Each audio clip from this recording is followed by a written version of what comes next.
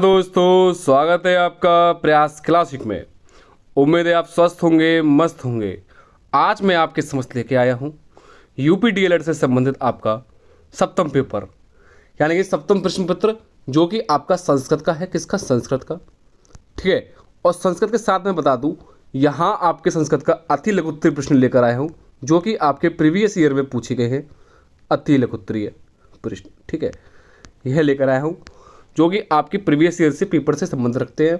जैसा कि आप देख सकते हो सन 2024 में, यह भी 2024, ये 2024, ठीक है। यानी कि प्रीवियस ईयर से पेपर्स में आपके पूछे प्रश्न हैं और वर्तमान में आपके कल का पेपर ज़्यादा बढ़िया हो जाएगा, काफ़ी हद तक बढ़िया हो, यानी कि आप पासिंग मार्क्स को क्रॉस करते हुए, यानी कि पासिंग मार्क्स आपका 12 है, आपके लगभग आपके 20 प्लस मार्क्स हो जाएं। तो इसलिए आप इस वीडियो को ध्यानपूर्वक शुरू से लेकर एंड तक अवश्य देखिएगा और एक बार कमेंट में हर हर महादेव अवश्य लिख दिएगा। हर हर महादेव कमेंट में अवश्य लिख दिएगा, जय श्री राम। ठीक है। और यदि आप हमारे चैनल से नहीं जुड़े हुए हो तो एक बार हमारे चैनल को आप लोग सब्सक्राइब अवश्य कर लें और सब्सक्राइब के बाद यदि कल किसी का पेपर हो उससे आप लोग ये वीडियो शेयर अवश्य कर दें। ठीक है। कम समय में अधिक प्रश्न कराएंगे। इस वीडियो में लगभग मैं आपको 50 प्लस प्रश्न लेकर आऊँगा, 50 प्लस, जिसमें मैं बता दूँ कि लगभग आपके पेपर में 12 मार्क्स चाहिए पासिंग के लिए। तो आपके इस वीडियो से आपके कंप्लीट हो जाएंगे, क्योंकि है आपके अति लघुत्तरीय से ही आपके बहुविकल्पीय प्रश्न का निर्माण होता है और अति लघुत्तरीय से उसका विस्तारित रूप लघुत्तरीय रूप बन जाएगा। ठीक है। तो इसलिए 12 मार्क्स, यानी किसी बच्चे को कुछ पढ़ा नहीं है तो आप यहाँ से देख सकते हो और यह आपके प्रीवियस पेपर पर आधारित प्रश्न है। देखिएगा, काफ़ी बच्चे घबराते हैं संस्कृत से, लेकिन घबराना नहीं है हमें। ठीक है। क्या कहता है प्रश्न? देखिएगा, अधोलिखित संख्याओं की संस्कृत लिखिएगा, यानी कि गिनती पूछ देता है आपकी 8, 16, 20 एवं 3। इसको हमें संस्कृत में लिखना है। तो 8 को कैसे क्या लिखते हैं हम? अष्ट। 16 को षोडश, 20 को विशंति। तो कोई एक 20 और एक 19 और एक 29, यह है काफ़ी पूछी जाती है। यानी कि इकोन विशंति, इकोन विशंति कौन सी होती है आपकी? 19। यह देखें। नेक्स्ट 3 को कहते हैं त्रय या त्रिड़ी, जैसा कि आप दे सकते हो, यह सन 2024 में पूछा हुआ प्रश्न है। नेक्स्ट प्रश्न देखिएगा, किन्हीं 5 पशुओं के नाम संस्कृत में लिखिएगा, यानी कि संस्कृत में नाम लिखना है। तो एक साइड गौ को कहते हैं हम गाय, मृगा अर्थात हिरण, गधा हाथी, अश्व को कहते हैं हम घोड़ा, नेक्स्ट वृषभ अर्थात बैल। यह भी आपका सन 2024 में पूछा हुआ प्रश्न है। अगला प्रश्न देखिएगा, क्या कहता है? उद्योगिन पुरुष सिंह मम पुत्री लक्ष्मी, सूक्ति का हिंदी में अर्थ लिखिएगा। 2024 में पूछा हुआ प्रश्न है। लक्ष्मी सिंह के समान उद्योगी पुरुष के पास जाती हैं, इस सूक्ति का अर्थ यह है। ठीक है। अगला प्रश्न नंबर 4, पट धातु का लट लकार, पट धातु का लट लकार मध्यम पुरुष का तीनों वचनों में रूप लिखिएगा। 2024 में पूछा गया है। पहली बात तो मैं बता दूं कि आपके लकार होते हैं वो 10 होते हैं। कितने? 10। लेकिन प्रयोग में कितने आते हैं आपके? 5। अर्थात हम कितने पढ़ते हैं? 5। लट लकार, लोट लकार, विधिलिंग लकार और लिंग लकार, इस तरीके से कह सकते हैं हम। ठीक है। यदि याद ना हो तो आप इस तरीके से याद कर सकते हो, लट, ठीक है, लट, और फिर इसी में आपका लगा दोगे लट इस तरीके से, फिर इसमें लगा दोगे लोट, इस तरीके से बन जाता है। ठीक है। मात्राओं का खेल है सारा। तो इसमें पूछा है मध्यम पुरुष, तो एक वचन, द्विवचन, बहुवचन, यानी कि यहाँ से हमारा एक क्वेश्चन ये कंप्लीट होता है कि संस्कृत में जो वचन होते हैं वो 3 होते हैं। कौन कौन से? एक वचन और द्विवचन, बहुवचन। लेकिन हिंदी में आपके वचन 2 ही रहते हैं।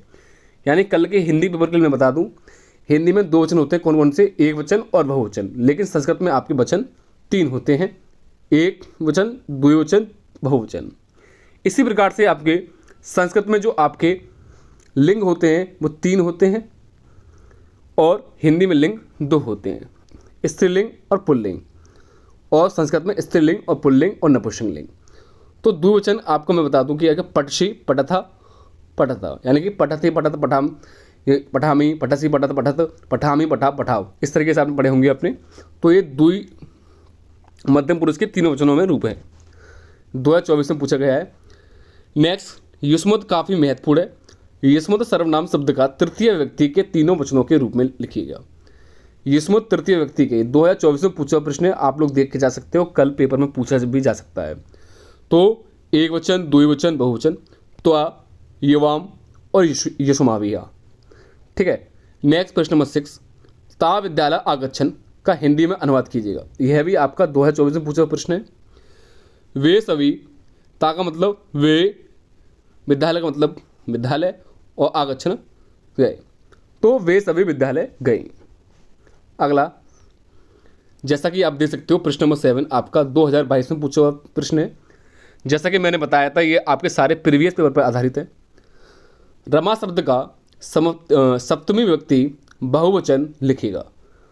एक वचन, द्विवचन ये पढ़े होंगे आपने, प्रथमा, द्वितीय, तृतीय, चतुर्थी, पंचमी, सप्तमी, अष्टमी।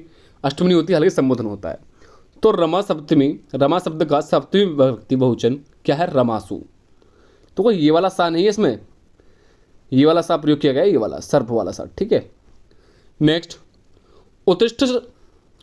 उत्तिष्ठित, जागृत, प्राप्त, वर्णन बोधक का हिंदी में अर्थ लिखिएगा।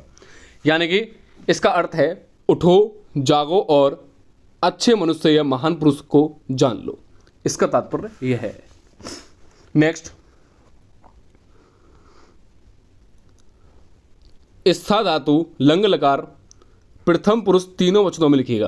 तो मैंने बताया लकार आपके 5 होते हैं, लेकिन एक चीज पूछ लिया जाता है कि वेद में लकार कौन सा होता है? लेट लकार। यह काफी बार पूछा गया है, लेकिन इसे हम पढ़ते नहीं है। वेद में लेट लकार का प्रयोग होता है। ये पेपर में काफ़ी बार आउट ऑफ सिलेबस से पूछ लिया जाता है और काफ़ी बच्चे गलत कर देते हैं। इसलिए मैं आपको बता रहा हूँ कि वेद में लेट, यानी कि वेद लेट में आपका इसका प्रयोग किया जाता है। देखिएगा, इसका है अस्थात, अस्थातम और अस्थान। नेक्स्ट, संस्कृत में लकार कितने होते हैं? नाम लिखिएगा। जैसा कि जस्ट मैंने अभी ऊपर वीडियो में बताया था, संस्कृत में लकार 5 होते हैं, लेकिन प्रयोग तो 5 किए जाते हैं, लेकिन वैसे संख्या इनकी 10 है। लट लकार, लोट लकार, लंग लकार, विधिलिंग लकार और लेट लकार। यदि आपको याद नहीं होते तो सबसे पहले आप इस तरीके से ये लिख लो केवल। इसके नीचे हलंत आएगा तो ये लट, ठीक है। और ये अगर लट ऐसा है तो इसको एक मात्रा कर दो तो लोट, और इसके नीचे रा उड़ा दो तो ये लट। 3 तो आपके याद हो गए, लेकिन लिंग, लंग लकार और विधिलिंग को आपको देख लेना इस तरीके से, ठीक है। नेक्स्ट, प्रश्न नंबर 11, वचन का अर्थ बताइएगा। संज्ञा तथा सर्वनाम की संख्याओं का बोध कराने वाले शब्द वचन कहलाते हैं। यानी कि वचन यानी कि संज्ञा और सर्वनाम, एक वचन, द्विवचन, बहुवचन। संस्कृत में कितने वचन होते हैं? संस्कृत में 3 वचन होते हैं, एक वचन, द्विवचन और बहुवचन, कुल 3 होते हैं। नेक्स्ट, जैसा कि मैंने आपको ये ऊपर बता दिया था, संस्कृत भाषा में पुरुष कितने होते हैं? संस्कृत भाषा में पुरुष 3 होते हैं, प्रथम पुरुष, मध्यम पुरुष और लास्ट उत्तम पुरुष। नेक्स्ट, प्रश्न नंबर 14, नीति वचन अर्थात सुवास्तानी सूक्तियों के हिंदी में संस्कृत बनाइएगा। यानी कि आपको हिंदी से संस्कृत में इसका वर्णन करना है। सत्य की ही जीत होती है, असत्य की नहीं। इसका है सत्यमेव जयति नारनतम। सभी धनों में विद्या धन श्रेष्ठ है, विद्या धनम सर्वम धनम प्रधानम। इसका अर्थ यह है आचरण श्रेष्ठ धर्म है, अर्थात आचारा परम धर्म। इसका अर्थ यह है, ठीक है। मैं बता दूं कि संस्कृत में लगभग आपके 14 महेश सूत्रों का प्रयोग होता है और 42 प्रत्याहार। यह भी काफ़ी बार पूछा गया है। संस्कृत भाषा के अंतर्गत 14 महेश सूत्र, जैसे कि आपको पता है हिंदी वर्णमाला में 52 वर्णमाला अर्थात 53 कर दिए गए हैं, 52 वर्णमाला का वर्णन किया जाता है। इसी प्रकार से संस्कृत भाषा में आपके 42 प्रत्याहार का वर्णन किया जाता है, जो कि आपके 14 महेश सूत्र के अंतर्गत आते हैं।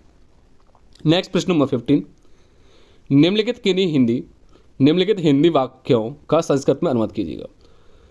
नदी कोस भर तक टेढ़ी है, अर्थात इसका अर्थ है क्रोशम कुटला नदी। नेक्स्ट है लोभ मोह मनुष्य के शत्रु है। इसका अर्थ है लोभा मोहा चा मानुष्य शत्रु स्था, ठीक है। अगला, लिंग को परिभाषित कीजिएगा। संज्ञा के जिस स्थान में स्त्री अथवा पुरुषवाचक होने का बोध होता है उसे लिंग कहते हैं। सिंपल है। और यह आपके मैं बता दूं कि संस्कृत में 3 प्रकार के लिंग होते हैं, ठीक है। फिर पूछा है प्रश्न नंबर 17 में, पुल्लिंग किसे कहते हैं? जिन शब्दों में पुरुष जाति का, अर्थात पुरुष जाति आदमी कह सकते हैं, मेल कह सकते हैं, पुरुष जाति का बोध होता है उसे हम पुल्लिंग कहते हैं। स्त्रीलिंग में जिन शब्दों में स्त्री अर्थात माता जाति का बोध होता है उसे हम स्त्रीलिंग कहते हैं। नेक्स्ट, अड़ प्रत्याहार के अंतर्गत कौन से वर्ड आते हैं? तो अड़ प्रत्याहार के अंतर्गत माँ वर्ड आते हैं। सुना होगा आपने आ, ई, उ, ऋषि, ला, का, ए, ओ, डा, ए, ओ, चा, हा या वरटा, ये इसके वर्णमाला होती है इस प्रकार की, ठीक है। नेक्स्ट है नपुंसकलिंग किसे कहते हैं? ऐसे शब्द जो ना नर का एवं ना माता का बोध कराते हैं उसे नपुंसकलिंग कहते हैं। नेक्स्ट 21, भोजन संबंधी वस्तुओं जैसे कि चना, मक्खन, नमक एवं रोटी को संस्कृत में लिखिएगा। तो इसे हम लिखेंगे, क्रम से लिखना है हमें। चना को कहते हैं चड़का, मक्खन को नवनीता, नमक को लवड़ा, रोटी को करकट्टिका, देख लेना रोटी को करकट्टिका। पशु पक्षियों अर्थात पीपा, भेड़, बगुला, भेड़िया के नाम संस्कृत में लिखने हैं। तो इसमें है पीपा, भेड़, बगुला, भेड़िया संस्कृत में नाम क्रम से हैं। पीपा को कहते हैं क्या? चातकः, भेड़ को मेषः, बगला को बलकः और भेड़िया को वृक्का। इस प्रकार से हम लिखने हैं, क्रम से लिखे गए हैं इसमें आपके। अगला प्रश्न नंबर 23, किन्हीं 3 शाक भाजी का नाम लिखिएगा। एक साइड संस्कृत, एक साइड हिंदी। शाक साबी यानी खाने वाली। तो इसमें पहला है आलुआ अर्थात लौकी, पनसा अर्थात कटहल, काफ़ी महत्वपूर्ण है। नेक्स्ट है कारवेलम, तो यह है आपका करेला, इसे हम कहते हैं करेला। नेक्स्ट देखिएगा, शरीर के विशिष्ट 5 अंगों के नाम संस्कृत में लिखिएगा। एक साइड हिंदी में नाम है, एक साइड संस्कृत में। तो नाम है आपका नाखून, नाखून को कहते हैं नखा, दांत को दशनम, आँख को लोचनम, सिर को मुंडम और गर्दन को ग्रीवा। इस प्रकार से हम इसको वर्णन करते हैं। तो यह सारी चीज़ हमको आनी चाहिए, नखा, दशनम, मुंडम और ग्रीवा, ठीक है। अगला प्रश्न देखिएगा, संज्ञा को परिभाषित कीजिएगा। किसी प्राणी, वस्तु, स्थान या यानी कि जितने भी पृथ्वी पर भूवर्ग पर जितने भी आपके व्यक्ति या जो भी है, जो भी चीज़ है भूवर्ग पर, जितने भूखंड पर भी जो भी चीज़ है वो क्या है? संज्ञा है। तो इसमें यही क्या है? किसी प्राणी, वस्तु, स्थान या भाव का बोध कराने वाले को संज्ञा कहते हैं। नेक्स्ट प्रश्न नंबर 26, निम्नलिखित संज्ञा वाक्यों का हिंदी में अनुवाद कीजिएगा। सा निसर्गड़ा चौचला, इसे कहते हैं वह स्वभाव से चौचल है। सा पदेन खज्जा, वह पैर से लंगड़ा है। ये काफ़ी बार पूछा गया इसलिए आप देख लेना।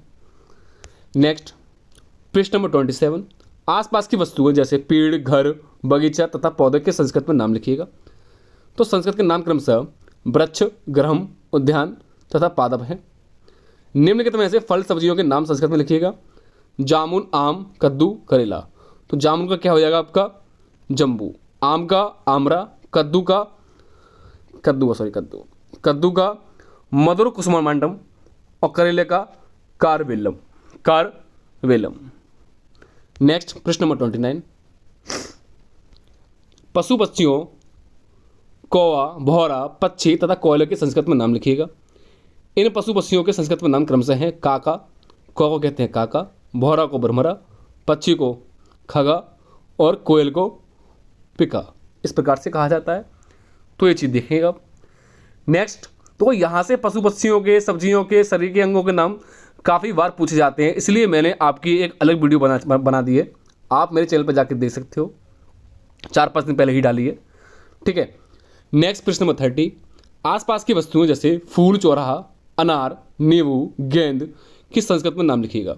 संस्कृत के क्रम से नाम है, फूल को कहते हैं पुष्पम, चौराहा को चतुष्पदा, अनार को दांडिम और नींबू को निम्बुकम और गेंद को कुंदका। यानी इस प्रकार से इसको कहा जाता है, इसका वर्णन किया जाता है। प्रश्न नंबर 31, बाज शब्द संस्कृत में पुल्लिंग है या लिंग है? स्त्रीलिंग है। बाज शब्द संस्कृत में आपका क्या है? स्त्रीलिंग है। नेक्स्ट प्रश्न नंबर 32, संज्ञा एवं सर्वनाम में उदाहरण सहित अंतर लिखिएगा। देखिएगा, इसने बोला है संज्ञा यानी कि किसी व्यक्ति का जो है वो क्या है, मोहन और सोहन आगरा गए। तो ये क्या है आपका, मोहन और सोहन क्या है संज्ञा, लेकिन इसने बोला सर्वनाम में हम मथुरा गए, तो हम क्या है आपका सर्वनाम। सिंपल कहते हैं किसी व्यक्ति को यदि नाम से पुकारा जाए तो वो क्या संज्ञा, लेकिन उसे हम, मैं, तुम, तेरा, मेरा, मेरी, मुझको, मुझसे, ये क्या है आपका सर्वनाम है। या यह वह इस तरीके से बोल दिया जाए, मैं, ये सारा क्या है आपका तू, तेरा, या जो, सो, या आप, या कोई कहाँ, ये सारे क्या है आपके सर्वनाम हैं। नेक्स्ट प्रश्न नंबर 33। मैं बता दूं कि आपके हिंदी में जो सर्वनाम होते हैं वो 11 होते हैं और सर्वनाम के भेद आपके 6 होते हैं। प्रश्न नंबर 33। पितृ, सखी, इदम, कुकदम, अपा आदर्श शब्दों में से संज्ञा सर्वनाम को अलग अलग करके छाटिएगा, यानी कि इसमें से हमें संज्ञा और सर्वनाम को अलग छाटना है। तो पितृ और सखी क्या है आपका संज्ञा है, लेकिन इदम, ककोम और अपम और आदर्श ये देख लेना, इसका मतलब इदम यह है वह जो भी है देख लेना आप लोग। नेक्स्ट 34। निम्नलिखित नीतिपरक हिंदी वाक्यों का संस्कृत में अनुवाद कीजिएगा। सज्जन पुरुषों की बात को मानना चाहिए। नेक्स्ट है विद्या धर्म से ही शोभा देती है। फर्स्ट का है कर्तव्यम हे सताम वचः। दूसरा है विद्या धर्मेण शोभिते। 35 देखिएगा प्रश्न नंबर। हम सब पाठ पढ़ेंगे, वाक्य का संस्कृत में अनुवाद कीजिएगा। वयम पाठम पठिष्यामः। नेक्स्ट संज्ञा के भेद कितने होते हैं, संज्ञा के 5 भेद होते हैं। इस प्रकार से कह सकते हैं, पहला है व्यक्तिवाद संज्ञा, जातिवाद संज्ञा, द्रव्यवाद संज्ञा, भाववाद संज्ञा, इस प्रकार से कह सकते हैं, और लास्ट आपका द्रव्यवाद संज्ञा। ठीक है, ये आपके संज्ञा के भेद है, व्यक्तिवाचक, जातिवाचक, समूहवाचक, भाववाचक और द्रव्यवाचक। नेक्स्ट संस्कृत में 4 पशुओं के नाम लिखिएगा। अज, कुकरा, गौह, सिंह और अश्व।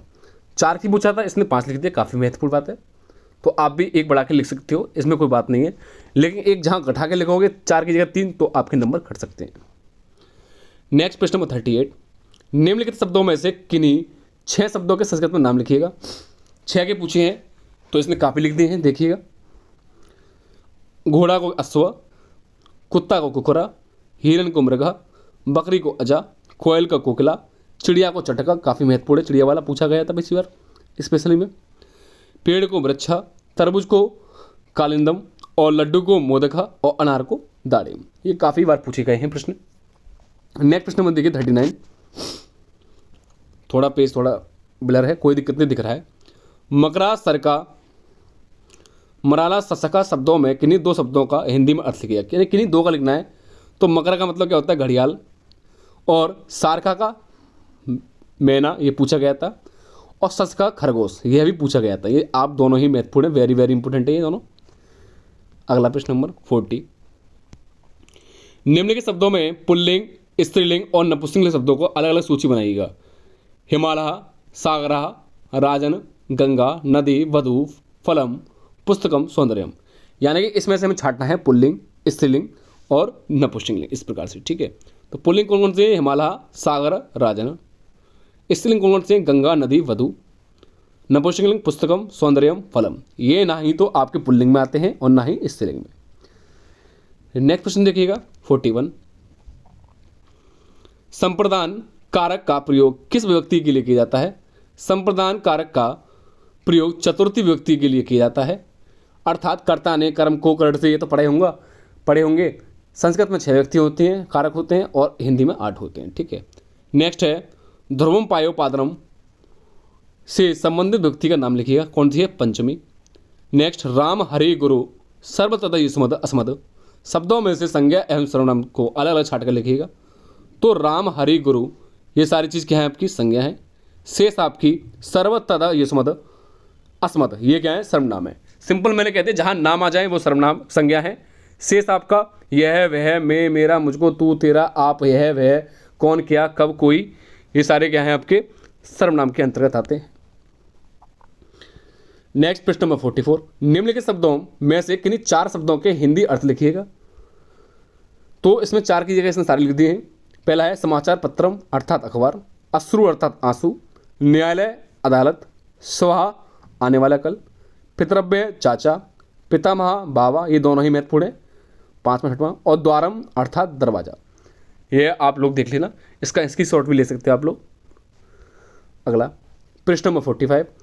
रामा शब्द प्रथमा विभक्ति तीनों वचनों में लिखने हैं। तो कौन से? रामा, रामो, रामा।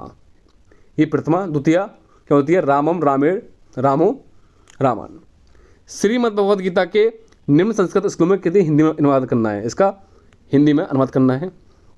यदा यदा ही धर्मस्य ग्लानिर्भवति भारतः, ये सारा आपको पढ़ना है। इसके बाद इसका हिंदी में अनुवाद क्या करना है? जब श्री कृष्ण जी आपको अर्जुन को उपदेश देते हैं तो इसका अर्थ क्या है देखिएगा। भगवान श्री कृष्ण कहते हैं अर्जुन से, हे भारत अर्थात अर्जुन, जब जब धर्म को हानि एवं अधर्म को वृद्धि होती है तब तब मैं अपने आप को प्रकट करता हूँ, अर्थात मैं साकार रूप से अवतरित होता हूँ। यानी कि यदा यदा धर्मस्य वाला जो श्लोक है उसका जो अर्थ है वो इसका ये है, संबंध रखता है, काफ़ी महत्वपूर्ण है, वेरी वेरी इंपॉर्टेंट। जय श्री कृष्ण। जी हाँ, लिख सकते हो आप लोग। अगला 47, श्रीमद् भगवद गीता के निम्नलिखित हिंदी खंड का संस्कृत में अनुवाद करिएगा। ठीक है, यानी कि हिंदी खंड का संस्कृत में अनुवाद करना है। इसको आत्मा को न शस्त्र को काट सकते हैं और न इसको अग्नि से जला सकते हैं, बहुत बढ़िया बात है। ना जल इसे गला सकता है और ना ही वायु इसको सुखा सकती है, अर्थात यह आत्मा सदा विकार रहित स्थिर रहती है। तो इसका संस्कृत में अनुवाद है इस तरीके का, नैनम चिदंती शस्त्राणि नैनम दहेति पावका। ठीक है, ना चैनम किले दयंत्रोपय ना शोषयति मारुता। इस प्रकार से इसको करना है। नेक्स्ट 48, संस्कृत शिक्षण में प्रयुक्त कोई 3 उपकरणों के नाम लिखिएगा। कौन कौन से? मॉडल या प्रतिरूप, सेकंड चार्ट, फिर श्यामपट। प्रश्न नंबर 49, नकुला कीरा अवनी लूता, देखो लूता काफ़ी महत्वपूर्ण इसमें आपका, लूता अश्कंदा असदिंगा शब्दों में से किन्हीं 3 शब्दों का अर्थ लिखिएगा। तो इसमें देखिएगा, अरवना घोड़ा, नकुला नेवला, लूता अर्थात मकड़ी या चींटी। देखो लूता का काफ़ी बार पूछा गया है, और खीरा आपका तोता। नेक्स्ट है, अधोलिखित संस्कृत का नाम लिखना है। सरसों, शरीफा, कटहल, पीपल। कटहल काफ़ी महत्वपूर्ण इसमें आपका, सरसों का सरसपा, शरीफा का सीताफल, कटहल अर्थात पनस, और पीपल का सरल। ये 2023 में पूछे हुए प्रश्न है। नेक्स्ट प्रश्न देखिएगा 51, निम्नलिखित में हिंदी के नाम लिखने हैं। देखो जितने भी सब्जियों के, साग सब्जियों के या फलों के जो भी हैं उसकी वीडियो मैं ला चुका हूँ, आप हमारे चैनल पर जाके देख सकते हो। 5-6 दिन पहले लेकर आया था, वहाँ जाके आप लोग देख सकते हो। ठीक है, देखिएगा क्या कहता है। प्लस अर्थात वटवृक्ष, पलाश अर्थात ढाका, तुम्बी यानी कि लौकी, अमृत फल यानी कि नाशपाती। यह भी प्रश्न नंबर 2023 में पूछा हुआ है। नेक्स्ट 52 क्या कहता है, विदुषा शब्द की वचन एवं विभक्ति लिखिएगा। काफ़ी महत्वपूर्ण प्रश्न, वेरी वेरी इंपॉर्टेंट, 2023 में पूछा प्रश्न है। विदुषा शब्द में एक वचन एवं तृतीय विभक्ति है। लास्ट प्रश्न है आपको मेरे ख्याल से, सेकंड लास्ट है आपका ये। भवता शब्द का पुल्लिंग एवं स्त्रीलिंग दोनों में प्रथम व्यक्ति के सभी वचनों के रूप लिखना। तो भवता में आपका पुल्लिंग में लिख दिया है, एक वचन, द्विवचन, बहुवचन। ठीक है, पहला प्रथम व्यक्ति में है भवाना, भवंतो, भवंता। स्त्रीलिंग में भवत के हैं भवती, भवत्यो, भवत्स्या। ठीक है, पुल्लिंग और स्त्रीलिंग दोनों ही काफ़ी हो गए। नेक्स्ट 54, पितृ शब्द में किस व्यक्ति का प्रयोग होता है? काफ़ी महत्वपूर्ण है आपका पितृ वाला। तो पितृ शब्द सप्तमी व्यक्ति एक वचन में प्रयोग होता है। यह प्रश्न वेरी वेरी इंपॉर्टेंट है।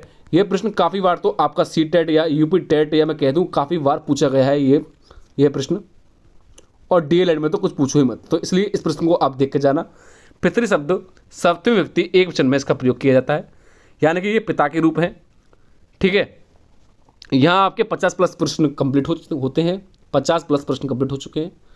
ठीक है, आप लोग यह वीडियो शुरू से लेके एंड तक एक बार अवश्य देखिएगा। मैं यही नहीं कहूँगा आप 2, 4, 5 बार देखिएगा, केवल एक बार देखिएगा, लेकिन ध्यान से देखिएगा, ध्यानपूर्वक, यानी कम समय में अधिक कार्य कराया गया है आपका। ठीक है, अनावश्यक चीज़ें नहीं है इसमें। साथ ही मैं कह सकता हूँ, यदि आप हमारे चैनल से नए जुड़े हो तो एक बार सब्सक्राइब अवश्य कर दिएगा। आप लोग सब्सक्राइब नहीं कर रहे। आशा है आपका काफ़ी पेपर, आज का पेपर काफ़ी अच्छा गया होगा, कल का पेपर भी आपका बहुत ही बेहतरीन जाएगा, अच्छा जाएगा, सरल जाएगा, सुगम जाएगा।